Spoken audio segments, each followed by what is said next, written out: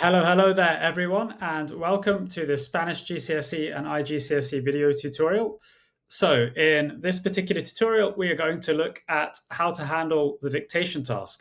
The dictation task is a new part of the Spanish GCSE exams for AQA and Pearson edXL GCSE for their language GCSEs from 2026 onwards. So, it's quite specific. And I'm going to take you through what this dictation consists of, how to approach it, and how to score those all-important marks. So, first of all, I'm Daranjay Talwar, and I studied French and Italian for my MA from the University of Cambridge. I graduated from there back in 2015, and I've been an educator, mostly a full-time tutor, since then. I've learnt more than 20 languages to different levels, including at least 9 of those to fluency, one of which is Spanish, of course. It's something I'm really passionate about and I really enjoy doing. And I'm equally very passionate about motivating my students and giving them the methods to enable them to learn languages efficiently while having a great deal of fun at the same time. And essentially helping them to get to their target grades in exams like GCSEs. So I've done that already with over 500 students whom I've helped to achieve or surpass their target grade for GCSE or iGCSE exams for languages as a full-time tutor. I've taught about 8 languages so far to GCSE or iGCSE level, and several of those at high levels too. So these are the Spanish GCSE and iGCSE exam boards. This is a pretty definitive list and should be accurate as of August 2025. This will cover the vast majority of students. So there are 4 for GCSE Spanish and 2 for iGCSE Spanish. If you're a student, you should be aware of your exam board, ideally as early as possible, because there can be differences and variations from exam board to exam board. Not all of them are exactly the same. And so it's also worthwhile keeping up to date with the format and syllabus for your specific exam board. So you know what it's going to be like for you on the day of each of your Spanish GCSE or iGCSE papers. And speaking of variations from exam board to exam board, that's very relevant in this video because this particular task, the dictation exercise that I'm covering in this video, is only there for AQA and Pearson edXL GCSE exam boards, none of the others. So, and that being said, it is also new, which means there are not perhaps as many materials there to revise from. There are still some sample materials, though, released by both exam boards, both AQA and Pearson edXL GCSE, and you can access these on the websites of both exam boards. There are likely to be more materials out in due course as well. But yeah, there is some indication of what to expect in the dictation task and how the marks will be given as well. So if you're studying AQA or Pearson edXL GCSE, then carry on watching. If you're doing any of the other exam boards, though, then sadly, this video is not so relevant for you. Okay, so what is the dictation task? The dictation task, as mentioned, is a task which only actually exists for some exam boards, specifically AQA and Pearson edXL GCSE. And it takes place right towards the end of your listening paper. What the dictation task consists of is during the dictation part of the listening, if you have to do it, you will, as for the rest of the listening, hear Spanish as spoken by a native speaker. For the dictation task, that will be only individual sentences. So they would only pronounce individual sentences in the dictation task. And what you as a student have to do is to transcribe that sentence. So to write down in Spanish what you hear. And yeah, the exact requirements, the number of sentences as well, those things can vary a little bit depending on your exam board, whether it's AQA or Pearson edXL GCSE, and depending on the tier, because both of those are Spanish GCSE exam boards. So they do both have a foundation tier and a higher tier. And you should be aware, again, as early as possible, of which of those tiers you will do.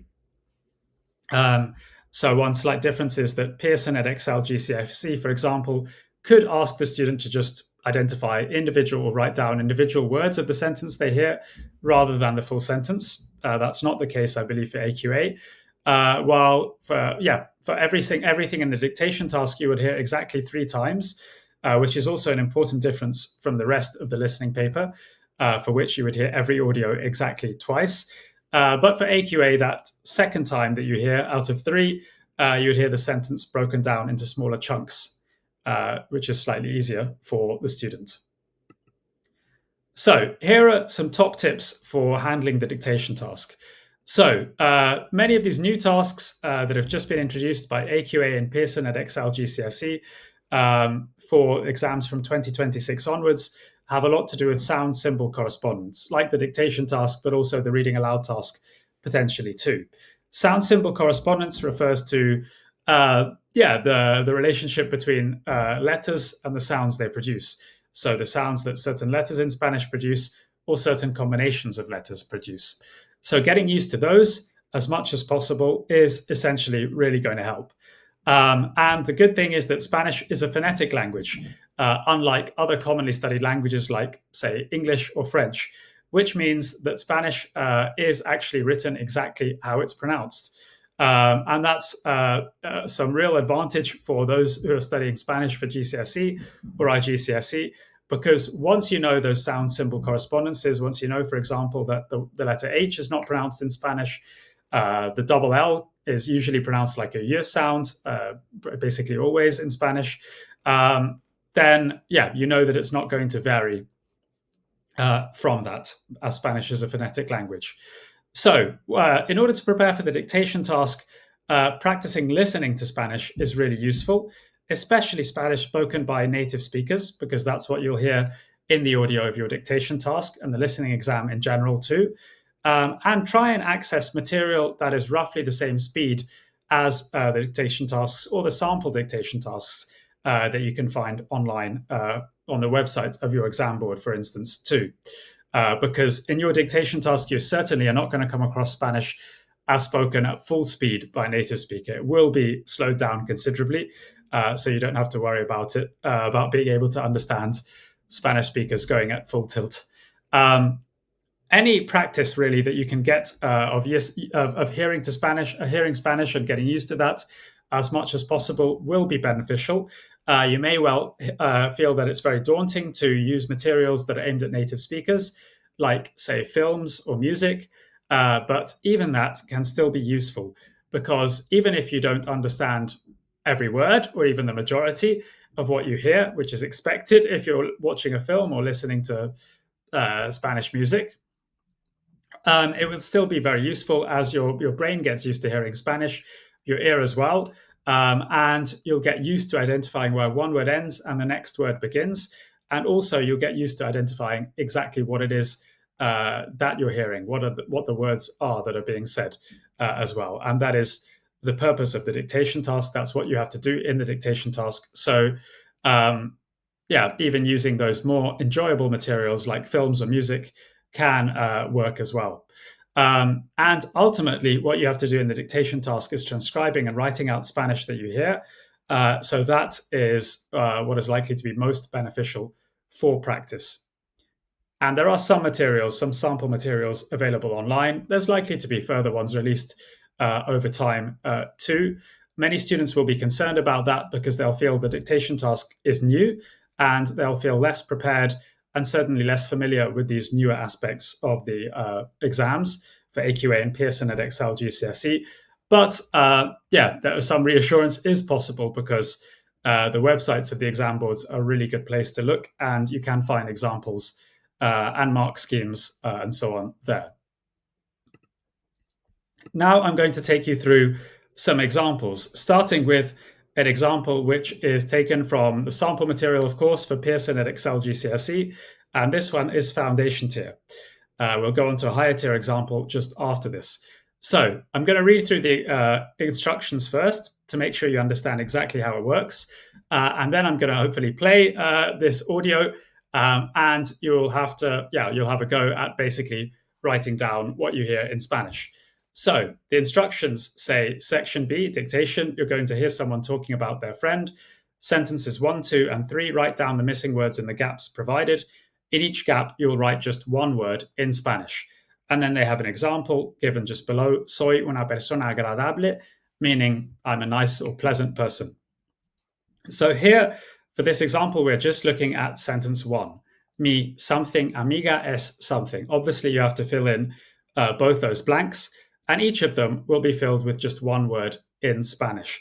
So this is something that Pearson at Excel GCSE can do, where they test you or they ask you just to fill in individual words of the sentence in Spanish, and they actually provide the rest of the sentence, like they do over here. And this is foundation tier, so somewhat simpler in nature and in terms of vocabulary as well, and more slowed down than higher tier. So let me play this, and you can have a go at writing down the missing words in Spanish as you would in the real thing. Sentence 1. Mi mejor amiga es positiva.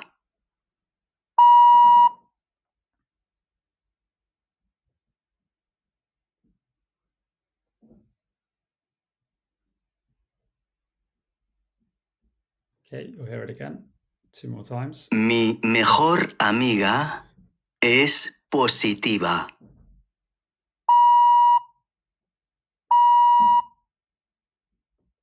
And third time.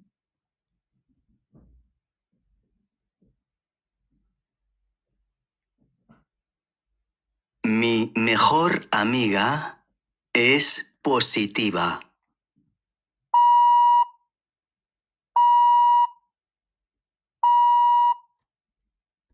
Okay, so that's how it would be in the actual dictation task. Of course, we're just looking at one particular sentence here, sentence one, and that is the first sentence of a foundation tier example as well. So it is somewhat slowed down. The vocabulary is a bit easier as well, for sure.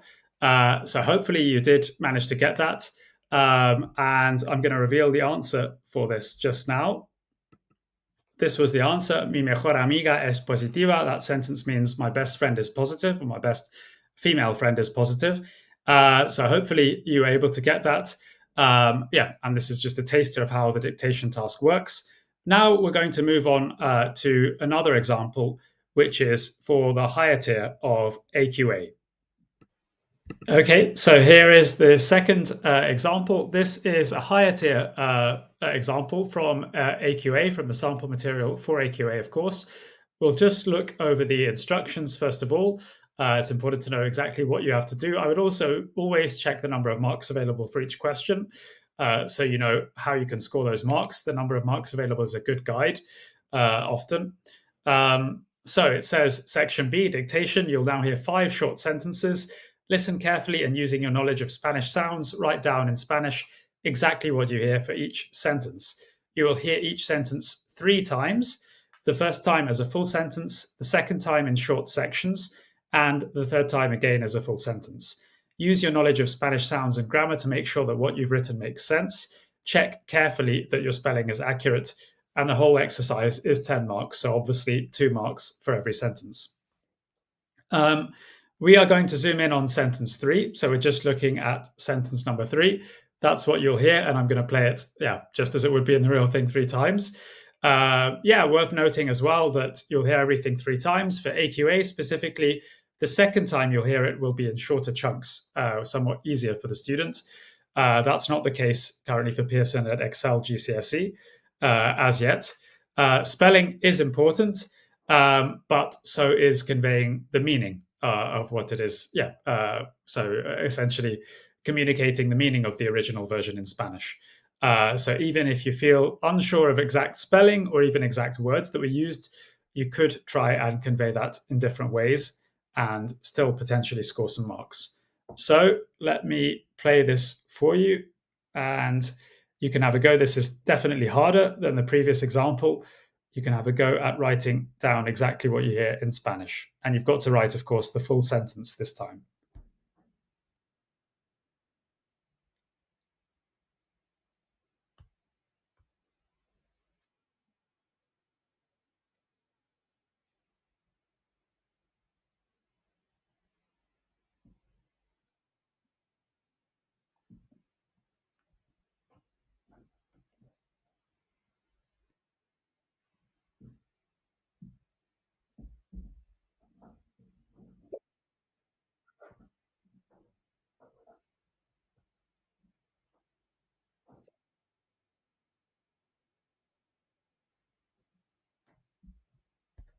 Okay, so that was sentence 3, and you heard it 3 times as it would be done in the real thing. The second time for AQA, as you would have heard, is broken down into smaller chunks. And of course, we're dealing with full sentences. You've got to transcribe the full sentence here, and it is actually in the preterite tense, so it's somewhat harder. Hopefully, you're able to get some or all of that. I'm going to show the answer now. So the answer was las celebridades ganaron mucho dinero, meaning the celebrities earned or won a lot of money. Yeah, it is a full sentence. This is definitely somewhat harder as it's higher tier. It's a full sentence. It's in the preterite tense as well. So no longer simple verbs in just the present tense. Yeah, but the ideal way of practicing is still exposing yourself to hearing as much Spanish of the right level, ideally, as you can. Okay, now we're going to go through a quick quiz just to test your understanding of the dictation task. Firstly, how can you practice for the dictation task? I'm going to reveal the answer for this question now. So you can practice by listening to as much Spanish as possible of the appropriate level. As much as you possibly can as well, and getting used to writing out what you hear. So essentially, mimicking the dictation task, trying to recreate the dictation task as closely as you can. Okay, question 2 is true or false. Those speaking the sentences in the dictation task will always be native speakers. Is that true or is it false? I'm going to give you a few moments to think through it. And now I'll show the answer. This is true. So the sentences in the dictation task will be spoken by native speakers. And so you need to practice by familiarizing yourself with Spanish as it would be spoken by natives. Obviously, the speed, though, will be considerably slower than the natural speech for a native speaker. You do not need to worry too much about different accents. Spanish is obviously very widely spoken throughout the world. The examples used in these exams, the audios tend to be pronounced by native speakers from Spain, or they could potentially be from parts of Latin or Central America, but will have relatively neutral accents to be more comprehensible. And it will be slowed down considerably as well, especially for your dictation task. So you don't need to worry about much harder accents, say the Argentinian or Chilean accents. You don't need to specifically practice listening to those. Okay, number 3, so true or false, the dictation task is new and therefore no sample materials exist. Have a think over this. Okay, now here comes the answer. This one's false. So the dictation task is certainly pretty new for the exams from 2026 onwards. But there are sample materials, of course, published by both AQA and Pearson at Excel, which can be used for practice and to gain an idea of what the dictation task will be like as well. So make sure that you use those as much as possible. There will, I'm sure, be other materials out there very shortly. Question 4, is the dictation task marked only based on the accuracy of your transcription? So is it just marked based on how accurately you reproduce or spell out the words that you hear in the original audio? Okay, I'm going to show the answer for this one as well. This is not true. There are marks available for just conveying the sense or meaning of what you've heard as well. So even if you are not sure of the spelling of a particular word, even if you're not sure of a particular word or words that came up in the audio, do have a go because even if you are able to recreate that meaning to some extent, you could still get a mark. Okay, and if you have questions on any of that at all, or if you'd like to know about more personalized help, which I do offer as well, you can contact me by email, through Facebook or Instagram. I post on Facebook, Instagram, even LinkedIn every single day, sharing my passion for languages with people, hopefully motivating them to learn more languages, and also posting a lot about GCSE and iGCSE languages as well, offering advice on how to create revision plans, how to make sure you go into the exam feeling as confident as possible, how to study languages effectively for exams, and more. I have many resources, including free ones available for Spanish, GCSE, and iGCSE, and for other languages. And I do one-to-one classes, group classes, courses, and plenty more. So don't hesitate to reach out if you'd like to know about any of that.